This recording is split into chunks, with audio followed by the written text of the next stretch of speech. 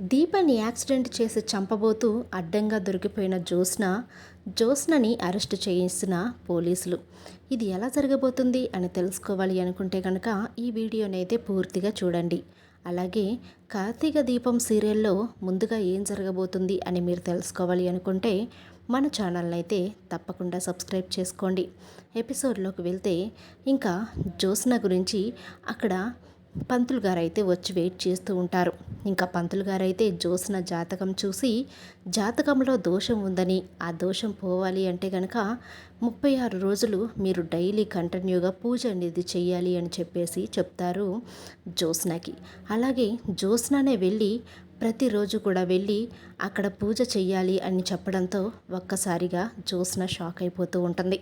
అసలు ఈ పంతులు గారిని ఎవరు పిలవమన్నారు, అసలు ఎవరు పిలిచారు, ఎందుకు పిలిచారు, అసలు ఆ పంతులు గారు వచ్చి 36 రోజులు పూజ చేయమని చెప్పడం ఏంటి, నాకేం అర్థం కావటం లేదు. నాకు తెలిసి ఇదంతా బావ అలాగే దీప ప్లాన్ చేశారని నాకు అనిపిస్తుంది. ఎందుకంటే 30 రోజుల్లోపు నాకు పెళ్లి చేస్తాను అని అన్నారు కదా, దానిలోని భాగమే ఇది కూడా అయ్యుంటుంది. ఇదంతా పోవాలి అంటే అసలు ఫస్ట్ ఆ దీపని నేను లేకుండా చెయ్యాలి అని చెప్పేసి తన మనసులో జ్యోత్స్న అనుకుంటూ ఉంటుంది.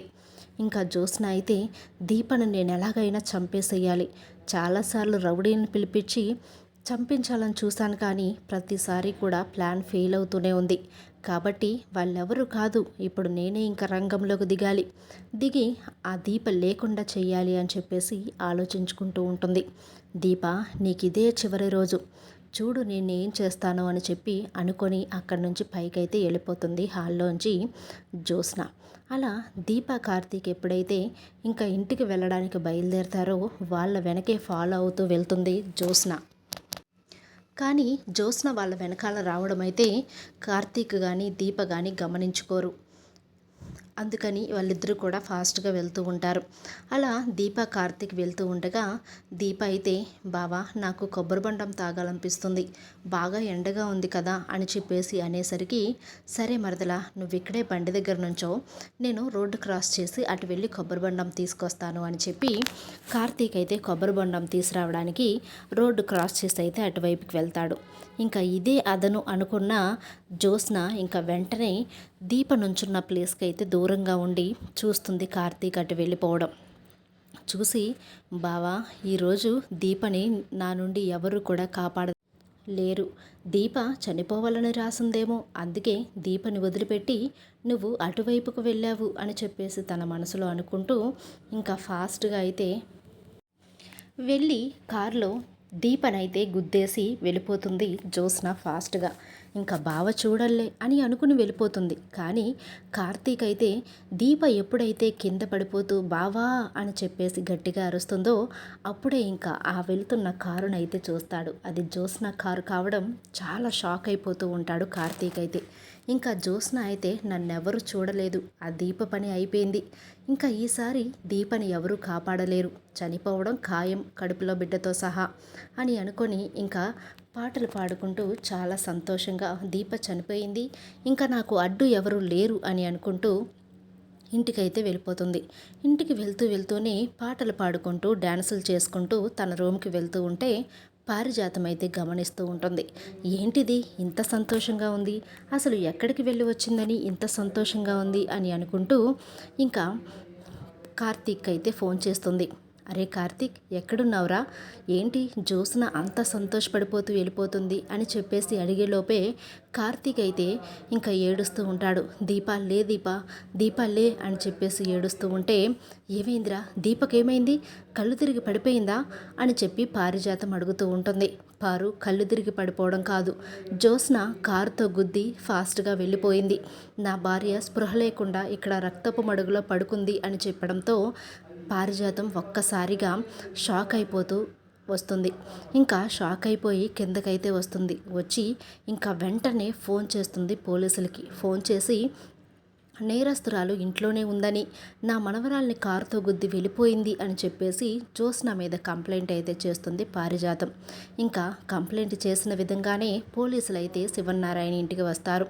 అప్పుడే శివనారాయణ ఇంకా పేపర్ చదువుతూ హాల్లో కూర్చొని ఉంటే పోలీసులు రావడం చూసి ఏంటి ఎస్ఐ గారు ఇలా వచ్చారు అని చెప్పేసి అంటూ ఉంటే, మీ ఇంట్లో జ్యోత్స్న గారి మీద కంప్లైంట్ ఇచ్చారు సార్, జ్యోత్స్న గారిని అరెస్టు చేద్దామని వచ్చాను అని చెప్పి ఎస్ఐ అయితే చెప్తాడు.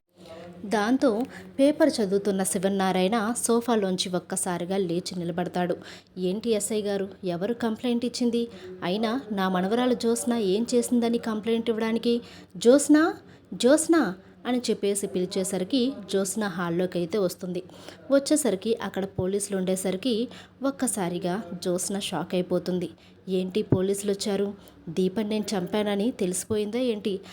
ఎవరు చూసారని అంత రోడ్డు మీద ఎవ్వరూ చూడరు, వాళ్ళెందుకు వచ్చారో వెళ్ళి మాట్లాడదాం అని చెప్పి చాలా ధీమాగా కిందకైతే వస్తుంది.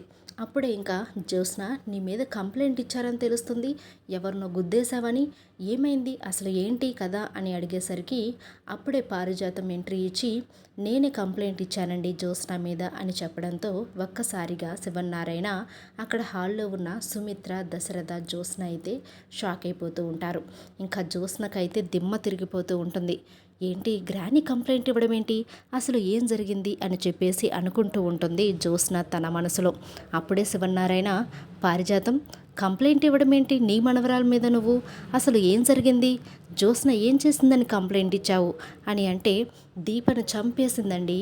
దీప రోడ్డు మీద నిలబడి ఉంటే తన కారుతో ఫాస్ట్గా గుద్దుకొని కనీసం ఆగని కూడా ఆగకుండా అక్కడి నుండి వెళ్ళిపోయింది. కార్తీక్ నేను ఫోన్ చేశాను, అప్పుడే నాకు దీప రక్తపు మడుగులో ఉందని కార్తీక్ చెప్పాడు. ఇక్కడ చూస్తేనేమో జ్యోత్స్న పాటలు పాడుకుంటూ డ్యాన్సులు వేసుకుంటూ పైకి వెళ్ళింది.